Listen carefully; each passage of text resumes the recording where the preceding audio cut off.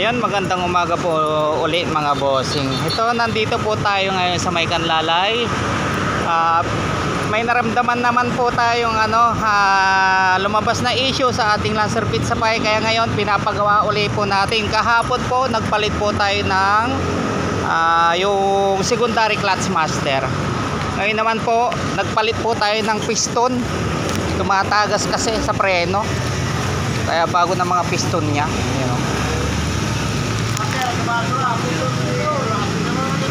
Ayan, kaya nga, yan po ang ating chief mechanic. Bossing. Ayan, palit po tayo ng mga piston mga bossing.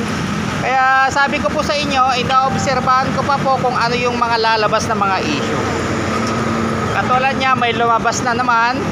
Kaya lagi ko pong sinasabi uli na ang hindi ko lang po alam talaga yung lalabas pa na susunod na mga issue mga bossing. Kaya lahat po ng issue na nasa akin pa yung kotse pinapagawa ko. Yun lang po yung lagi kong pinapaintindi po sa inyo palagi mga bossing. Ayun lang po, maraming salamat po. Maya maya po okay na po ito.